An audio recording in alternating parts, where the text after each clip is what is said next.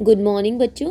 आज की हमारी साइंस की वर्कशीट नंबर है 63 और आज हम परमाणु की संरचना वाले चैप्टर को आगे पढ़ेंगे। इससे पहले हम पढ़ चुके हैं कि परमाणु के अपरमाणु कणों के बारे में। प्रोटॉन जो होता है उसकी खोज किसने की थी? ई गोल्डस्टीन ने। इलेक्ट्रॉन की जे थॉमसन ने।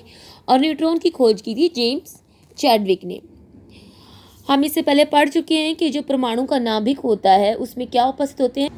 प्रोटॉन और न्यूट्रॉन। और इलेक्ट्रॉन जो होते हैं वो नाभिक के चारों तरफ विभिन्न कक्षाओं में चक्कर लगाते हैं। प्रोटॉन पर जो आवेश होता है वो धन आवेश होता है, न्यूट्रॉन पर शून्य आवेश होता है और इलेक्ट्रॉन पर ऋण आवेश। प्रोटॉन पर 1 इकाई द्रव्यमान होता है, न्यूट्रॉन पर 1 इकाई द्रव्यमान होता है। दोनों का द्रव्यमान क्या होता है? लगभग समान। पर इलेक्ट्रॉन का जो द्रव्यमान होता है वो हम -1 उसको हम लेते हैं, नगण्य मानते हैं वो, क्योंकि प्रोटॉन किसी भी परमाणु के अंदर प्रोटॉनों पर धन आवेश होता है और इलेक्ट्रॉनों पर ऋण, और दोनों की संख्या हमेशा क्या होती है? बराबर। इसीलिए धन और ऋण आवेश एक दूसरे को क्या कर देते हैं? इसमें एक दूसरे को न्यूट्रलाइज कर देते हैं। इसलिए पर ओवरऑल जो परमाणु होता है उस पर आवेश कितना होते हैं? 0। ठीक है। अब हम पढ़ रहे हैं परमाणु संख्या के बारे में। परमाणु संख्या या फिर परमाणु क्रमांक संख्या क्या होती है? किसी भी परमाणु में जितने प्रोटॉन या फिर इलेक्ट्रॉन उपस्थित होते हैं उनकी संख्याओं को हम बोलते हैं परमाणु संख्या। जैसे कि सोडियम के अंदर 11 इलेक्ट्रॉन है तो 11 ही इसमें प्रोटॉन होंगे और इसकी परमाणु संख्या भी क्या हो जाएगी? 11। यहाँ पर Z से दिखाते हैं परमाणु संख्या को। तो सोडियम की परमाणु संख्या कितनी है? 11। और परमाणु संख्या को हमेशा हम नीचे की तरफ दिखाते हैं Z से। अब हम बात करते हैं A, परमाणु द्रव्यमान संख्या।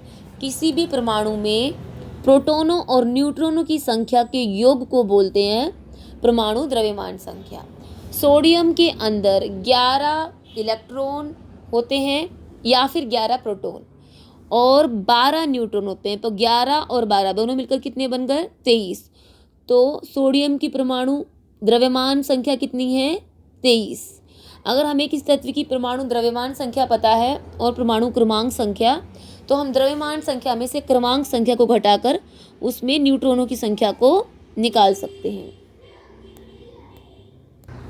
किसी परमाणु के नाभिक में जो प्रोटॉन और न्यूट्रॉन उपस्थित होते हैं उनको हम बोलते हैं न्यूक्लियॉन्स। अब हम बात करते हैं समस्थानिक। समस्थानिक को हम इंग्लिश में आइसोटोप भी बोलते हैं। जैसे यहाँ पर क्लोरीन के 2 परमाणु दिखा रखे हैं, दोनों के नीचे हमने परमाणु संख्या दिखा रखी है 17, इसकी भी 17 है और इसकी भी 17, और द्रव्यमान संख्या ऊपर दिखा रखी है 35 और यहाँ पर 37। दोनों ही जो है वो क्लोरीन के परमाणु है। तो क्लोरीन एक तत्व है तो दोनों ही क्या है? एक ही तत्व के परमाणु है। तो हम देखेंगे कि दोनों की परमाणु संख्या तो समान है लेकिन द्रव्यमान संख्या दोनों की अलग है। तो आइसोटोप या समस्थानिक क्या होते हैं? एक ही तत्वों के ऐसे परमाणु जिनकी परमाणु संख्या समान होती है लेकिन द्रव्यमान संख्या अलग होती है, उनको हम क्या बोलते हैं? आइसोटोप। तो यहाँ पर क्लोरीन के कितने आइसोटोप हैं? 2। ऐसे ही हाइड्रोजन के भी 3 आइसोटोप हैं, प्रोटियम, ड्यूटेरियम और ट्रिटियम। तीनों की परमाणु संख्या 1 होती है लेकिन द्रव्यमान संख्या प्रोटियम की 1, ड्यूटेरियम की 2 और ट्रिटियम की 3। अब अगर किसी भी तत्व के एक से ज़्यादा परमाणु हो और उनकी परमाणु संख्या अलग अलग हो तो इनको हम समस्थानिक बोलते हैं। तो इस केस में हम उसका कौन सा द्रव्यमान लें, इसके लिए हम औसत द्रव्यमान निकालते हैं। औसत परमाणु द्रव्यमान निकालने का फार्मूला क्या है?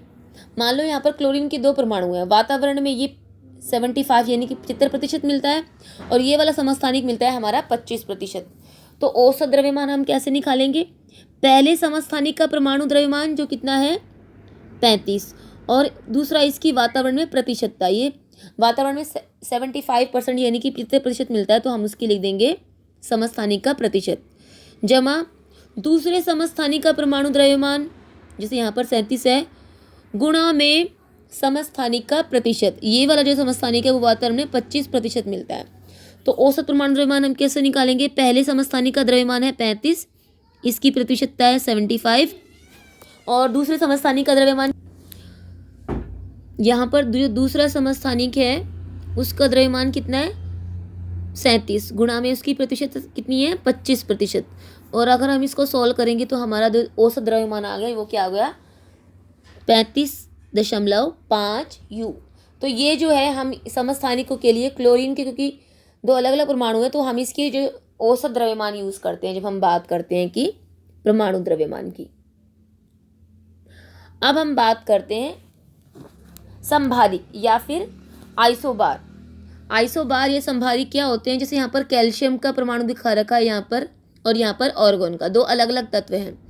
हम देख रहे हैं कि इन दोनों की परमाणु संख्या जो कि नीचे की तरफ लिखी हुई है अलग अलग है। इस कैल्शियम की 20 है और आर्गन की क्या है 18।